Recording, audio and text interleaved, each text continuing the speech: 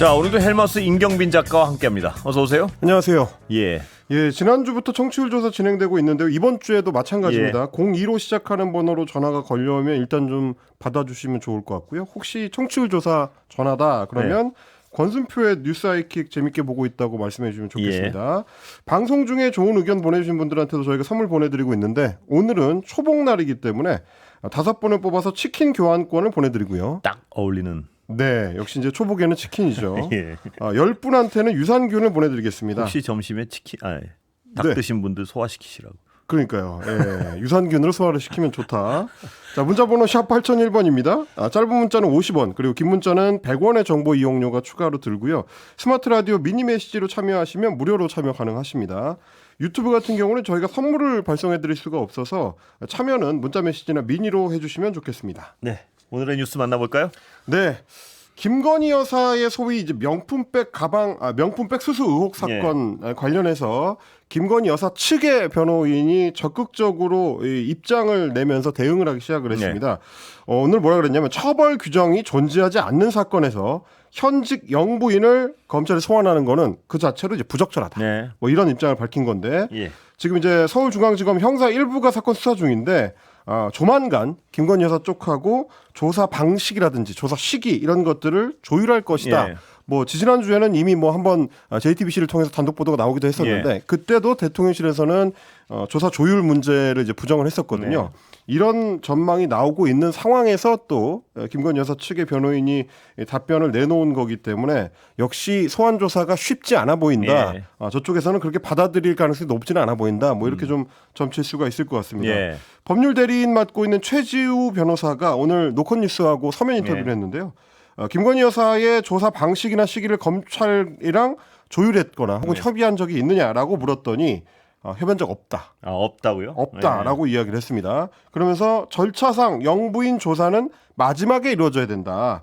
그래서 관련자들의 진술 청취나 뭐 증거 조사 이런 것들이 그 분석까지 끝나고 나면 그러고 나서 영부인의 조사 여부라든지 방식이라든지 시기 등을 조율하게 될 것이다 라고 주장을 했습니다. 예. 여기서 이제 포인트가 되는 거는 기존의 언론 보도들은 조사 방식이나 시기를 조율한다라는 거였는데 최지우 변호사 같은 건 조사 여부도 조율 대상이다라는 거니까요. 안 받을 수도 있다라는 주장이 되겠습니다.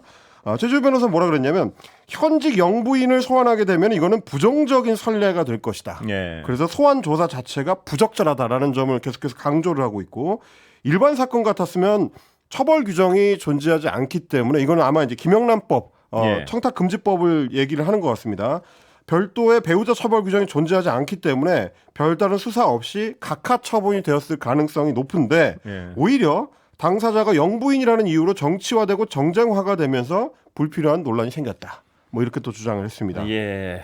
뭐 이게 아마 저희가 이제 계속 전달을 해드렸던 권익위에서도 청탁금지법에 배우자에 대한 처벌 조항이 없으니까 넘기지 않는다 종결 처리했던 그 논리하고 이제 비슷한 논리로 보입니다. 소환 조사 검토하고 있다는 검찰 측 입장은 콧등에도 근데 이거는 이제 그 검찰 측의 단순히 입장이 아니고 검찰총장도 필요하다 그랬죠? 그렇습니다. 필요하면은 해야 된다. 필요하면 해야 된다 그랬죠. 다른 피의자들하고 이제 다르게 특별 처우하지 않는다라는 게 검찰총장의 공식 입장이었기 때문에 이거 이제 아예 조사를 안 받겠다라고 나오는 거는 조금 검찰 입장하고는 좀 다르다. 뭐 이렇게 봐야 될 것 같습니다. 참 검찰도 참 당혹스럽겠어요. 보면 이렇게 어디까지 조사를 하려고 그랬는지 그 의도는 모르겠지만요. 근데 사실 이제 저는 제가 봤을 때는 검찰이 당혹스러울 이유가 있는가? 검찰총장이 보장하는, 검찰총장이 보증하는 다른 피의자들과 다름없이 대우한다라는 측면에서 보자면 원칙대로 하면 될 것 같은데 이걸 왜 이제 몇 달씩이나 끌고 있는 것인가? 제가 당혹스럽다는 표현한 거는 그거죠. 그러니까 검찰 입장에서 이 야권 분석가들은 검찰도 세게 조사하고 싶은 마음도 없고 그냥 불러내서 대강 어떤 마무리하고 싶은 마음이 강하다고 추정하면서 그렇게 하려고 그러는데 이렇게 세게 나오면 변호인 측에서 검찰 입장에서 좀 답답하네 이런 생각을 할 것도 같아서요. 뭐 물론 그렇습니다. 이제 그런 추정의 배경에는 사실 디올백 수수로 불러서 하는 김에 도이치모터스 주가 조작 의혹까지도 이제 같이 조사를 한다라는 얘기가 마무리를 하려는 수순이다 이런 어떤 비평가들도 많지 않습니까? 두 번 부르는 이제 부담을 지지 않겠다라는 거고 사실 사건 성격이 전혀 다르기 때문에 이 두 가지 사건을 같이 조사한다는 게 좀 어불성설로 보이는 측면도 있는데 그걸 한꺼번에 해서 마무리해주겠다. 이게 비평가 상당수 비평가들이 어떤 전망 아니겠습니까? 정리하려는 거 아니냐라는 이제 생각을 많이 하게 되는 건데 그것도 지금 받아들이기 어렵다는 게 보는 식의 받아들이기 어려운 정도가 아니라 말도 안 되는 소리 하지만 이렇게 완전히 정면 부인하는 거 아니겠습니까? 애초에 이건 수사 대상이 안 된다라고 지금 주장을 하고 있는 거니까요.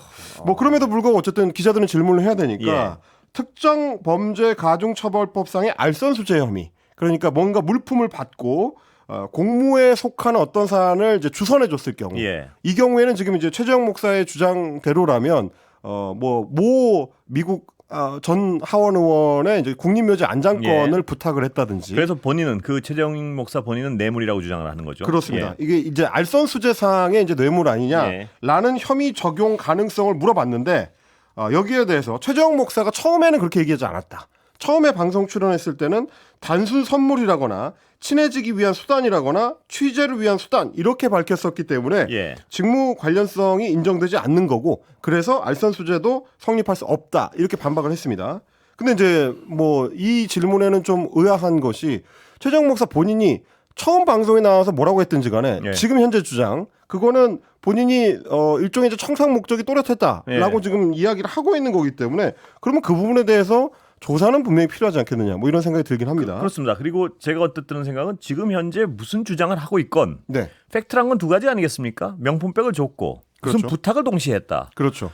이 두 가지 팩트를 중심으로 해서 보면 조사가 반드시 필요할 것 같은 이게 뇌물 혐의가 가능한 어떤 두 가지 팩트 아니겠습니까? 그리고 실제로 대통령실 직원들이 그 부탁과 관련된 움직임을 보였기 때문에 뭐 그것도 이제 같이 봐야 될 텐데 여기에 대해서 최재형 목사가 청탁 목적이었다고 주장을 하고는 있는데 내용 자체가 민원 처리 수준에 불과했다. 라고 주장을 하고 있습니다. 그건 또 무슨 얘기인가요? 민원 처리라의 수준이. 그 부탁의 수준이 그렇게 어려운 부탁이 아니었고 일반적인 행정기관에서 처리하는 민원 처리 수준이었기 때문에 그게 알선수재로 연결되는 건 무리다라는 지금 주장을 하고 있는 걸로 보입니다. 그런데 저의 상식에서는 특정인을 그것도 이제 한국 국적이 아닌 사람을 국립묘지에 안장할 거냐 하는 거 여부는 단순 민원 처리라고 과연 할 수 있는 사안인가. 그리고 이제 대통령실의 직원들이 뭐 주무부처라고 할 수 있는 국가보훈처에 전화를 하거나 국가보훈처에 특정 직원을 연결해 준다거나 이런 것들이 단순 민원 처리라고 할 수 있는가. 뭐 그런 의문이 좀 들긴 합니다. 민원 처리에 거기서 얘기하는 민원 처리의 정의가 뭔지 모르겠어요. 그러니까요. 그런 식으로 따질 것 같으면 뭐 저도 대통령실에 전화를 해서 영부인께서 제가 좀 이런 점이 좀 곤란한데 동사무소에 전화 좀 한번 넣어주시면 안 됩니까? 이렇게 부탁을 해도 그게 민원 처리라고 할 수 있을까요? 그리고 아니 뇌물의 경우에도요. 공무원들한테 그러면 어떤 민원 지금 확정이 안 돼 있는 어떤 사안에 대해서 이렇게 해주십사 하면서 뭐 돈이나 선물을 주면 그렇죠. 그게 된다는 얘기인가요? 거꾸로 얘기하면 그 국민권익위원회도 안 된다고 다시 한번 설명했었는데 말이죠. 그리고 이제 또 하나의 의문이 최재형 목사의 그 카메라에 찍힌 화면 중에서 소위 말하는 추가 청탁자들의 이제 존재입니다. 그 당시에 코바나 컨텐츠 사무실 앞에 앉아 있었던 사람들이 면세점 쇼핑백을 들고 있었고 그 안에 뭔가 물건이 들어있는 걸로 보였다라는 주장. 그거에 대해서 추가 청탁자들이었다라는 게 최재형 목사의 주장이었는데 거기에 대해서 최주 변호사는 보고를 위해서 대기 중이던 대통령실 행정관과 경호처 직원이었다. 최 목사의 추가 청탁자들이라는 주장은 악의적인 거짓 선동 또는 망상이다. 이렇게 주장을 하고 있습니다. 그 보고를 위해서 있는 분들이 왜 이렇게 그 뭐죠? 포장지가 그런지는 잘 모르겠어요. 네, 뭐 그 당시에는 이제 신라면세점 그 듀티프리 이 마크가 좀 선명한 쇼핑백을 들고 있었죠. 보고를 위한 행정관들이 그걸 들고 있었다는 건 잘 선뜻. 지금 이제 김건희 여사 측의 주장은 그 쇼핑백 안에 보고 자료가 들어 있었다. 그 주장은 저도 봤는데 하필 왜 공무하시는 분들이 이렇게 쇼핑백 같은 데다가 보고 자료를 넣어가지고 다니는지 잘 모르겠어요. 네, 그게 이제 명확한 해명이 될지는 모르겠습니다. 지금 이제 그 부분을 좀 말씀을 드리려고 하는데. 참고인 신분으로 검찰 조사에 들어갔던 그 유모 대통령실 행정관 이 사람 같은 경우는 이제 2022년 9월에 최재형 목사하고 김건희 여사의 면담 일정을 조율했던 핵심 인물입니다. 검찰 조사에서 뭐라고 이야기를 했냐면 그 가방을 받은 거는 맞는데 그 가방을 그날 오후에 가서 돌려주라고 김건희 여사가 지시를 했다. 저도 이 해명 오늘 봤습니다. 라고 해명을 했습니다. 근데 이제 본인이 워낙 그날 다른 업무 처리할 게 많아서 바빠가지고 김건희 여사의 그 지시를 깜빡 잊어버리는 바람에 지시 이행을 하지 못했다. 이렇게 주장을 했습니다. 참 정말 가지가지의 주장이 뭐 당연히 이제 꼬리에 꼬리를 무는 의문이 들 수밖에 없는데 김건희 여사가 굳이 그거를 돌려주라고 할 것 같았다면 뭐하러 받았느냐 이제 이게 이제 첫 번째 의문이고. 그리고 받을 때도요. 다른 때는 입장을 만나는 거 허용하지 않다가 명품백 사진 올리니까 만났단 말이에요. 최재형 목사의 주장에 따르면 보도된 거에 따르면. 그건 이제 뭐 최재형 목사의 그 카카오톡 메시지를 통해서 확인된 내용이죠. 메시지에서 명품백을 찍어 보낼 때 만났는데 또 그렇게 만나서 받은 거는 돌려 보내주라 했고 그리고 이 행정관이 얼마나 간이 크면 여사의 말씀을 이렇게 깜빡합니까 또? 본인이 이제 직접 수행하고 있는 영부인의 지시를 그것도 자칫하면 뇌물 문제가 될 수 있는 사안에 대해서 지시를 이행하지 않았다.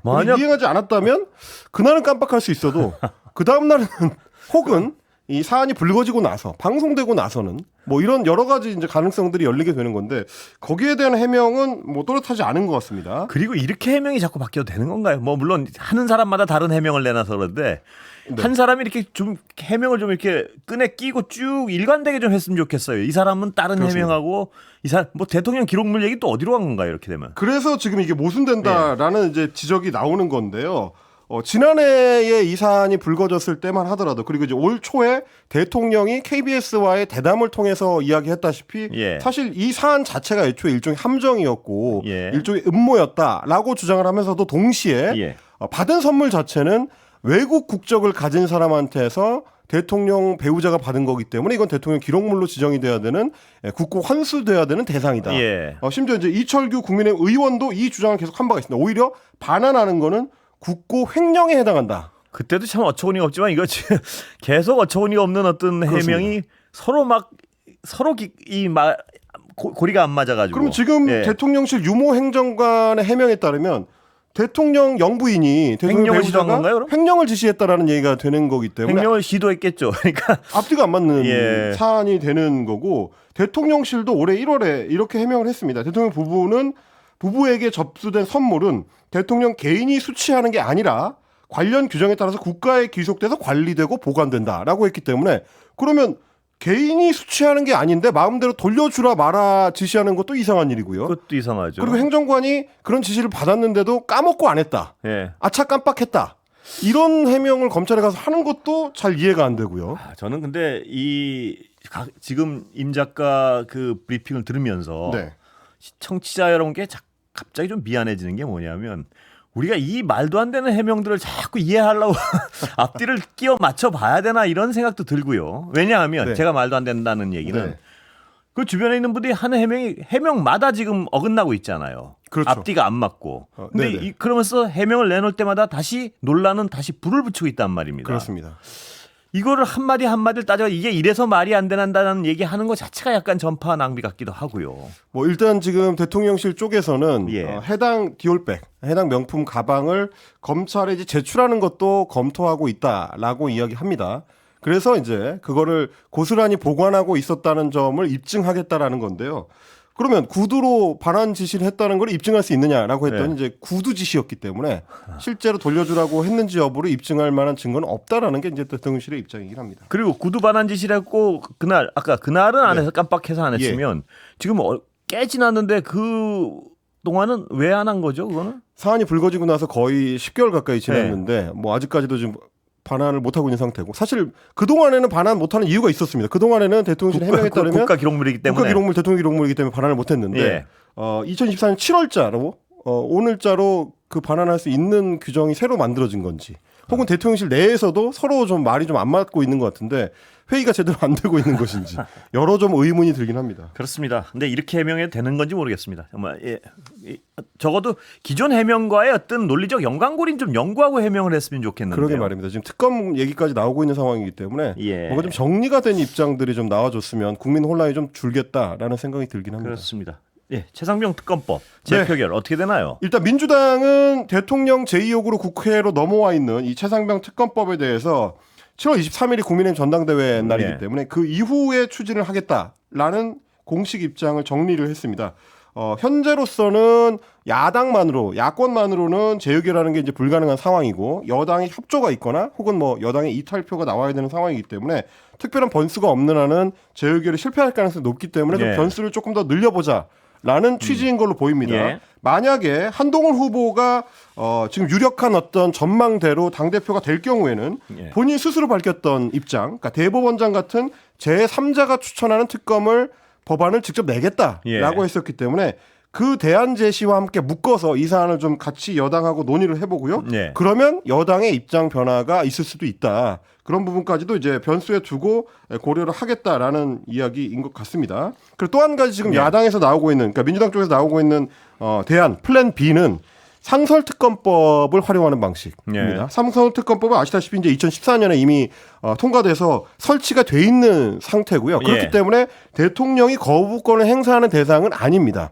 다만 뭐 이제 물론 상설특검 같은 경우는 규모도 훨씬 작고 일반 특검에 비해서 그리고 이제 기간 조사할 수 있는 수사할 수 있는 기간도 훨씬 적긴 합니다만 이것도 저것도 안 된다면 상설특검이라도 하자라는 게 지금 민주당의 입장입니다. 예. 근데 이 경우에도 지금 민주당 입장에서는 뭐 한 가지 이제 걸림돌이 있는 것이 7명의 특별검사 후보 추천위원회를 꾸리도록 법안에는 돼 있는데 예. 그중에 3명 추천위원회 중에 이제 3명은 당연직입니다. 법무부 차관이 들어가고요. 법원행정처 차장이 들어가고 예. 대한변협 회장이 들어가도록 되어 있습니다. 뭐 대한변협 회장은 논외로 치더라도 법무부 차관이나 이제 법원행정처 차장 같은 경우는 기존에 이제 대통령이 임명한 인사들이기 때문에 혹은 뭐 이제 법원의 대법원장하고 이제 가까운 인사이기 예. 때문에 민주당 입장에서는 여권표다 이렇게 이제 생각할 수 있는 예. 위원들이고 국회 추천 인사가 4명이 위원으로 이제 들어가도록 되어 있습니다. 그런데 예. 이제 이 경우에도 제1교섭단체 이제 민주당인데요. 민주당에서 2명 추천, 예. 제2교섭단체 국민의힘에서 2명 추천 이렇게 돼 있기 때문에 표결로 갔을 때는 야당의 이제 그 숫자가 너무 적다. 야당의 예. 추천위원회 숫자가 너무 적다. 그러면 이걸 바꿔야 된다. 예. 여당이나 여권이나 혹은 이제 대통령이 관련된 사안을 상설특검으로 할 경우에는 여당의 추천권을 배제할 수 있도록 시행 규칙을 바꾸겠다라는 예. 게 지금 민주당 일각에서 나오는 얘기입니다. 예. 그래서 뭐 국회 법사위 그 야당 간사의 민주당 김승원 의원 같은 경우도 이 상설특검법을 통해서 지금의 난관을 돌파하는 방안 이거에 대해서 네. 내부 논의 중이다. 뭐 이렇게 이야기를 했습니다. 예. 여당 예. 다만 이제 민주당 지도부 같은 네. 경우는 상설특검법 대안을 아직 검토하고 있지 않다. 그럴 때가 아니다라고 선을 긋고 있습니다. 그러니까 아주 다수파의 제안은 아니군요. 아직까지. 그러니까 뭐 어떻게 보면 일종의 협상 수단, 압박 예. 수단으로 이제 활용하는 방식일 수도 있고요. 예. 정 안 될 때 추진한다는 얘기이기 때문에. 예. 하지만 이제 여당 같은 경우, 국민의힘 같은 경우는 이렇게 민주당이 국회 규칙을 개정해 가지고 상설특검을 추진하려고 하는 이거 자체 이게 물타기를 위한 정략적 시도다라고 비판합니다. 예. 특히 이제 이재명 대표가 재판 판결들을 지금 앞두고 있기 때문에 급하게 이재명 방탄용으로 물타기를 하려고 하는 거 아니냐, 뭐 이렇게 또 주장을 합니다. 예. 김옥균 프로젝트라고 들어보셨습니까? 혹시? 김옥균 프로젝트. 예. 지금 이제 여권 일각에서 나온 얘기인데요. 예. 찌라시를 통해서 이제 지난주에 좀 예. 유통이 됐었습니다. 그게 이제 갑신 정변 당시에 예. 김옥균이 정권을 장악하긴 했지만 예. 3일밖에 유지하지 못했다. 소위 3.1천하. 예. 그거를 비슷한 사례를 한동훈 후보가 당대표가 될 경우에는 작동시켜 보자 예. 라는 취지의 지라시 내용이었는데 그러니까 한동훈 후보가 당대표가 되면 그렇습니다. 어떤 공작적 상황을 통해서 한 대표를 물러나게 한다. 뭐 이런 걸로 해석될 수 있는 건가요? 예, 그런 취지의 내용입니다. 어차피 한동훈 후보의 대세론을 꺾을 수 없다면 가능하면 빠르게 당대표 당권을 좀 무너뜨리자. 뭐 이런 그런데 취지의 그게 내용. 빠르게 무너뜨리는 주체는 친윤이 될 것이다. 뭐 이런 찌라시 내용이죠. 그러니까? 지라시 내용인데 예. 여기에 대해서 이제 이철규 의원 같은 경우는 경찰에 고발을 했다라고 예. 지금 하고 있는 상황입니다. 이따 이준석 의원 모실 테니 그쪽 그 친윤 계열 전문가니까 한번 자세히 물어보겠습니다. 예, 지금까지 임경빈 작가였습니다. 고맙습니다. 감사합니다.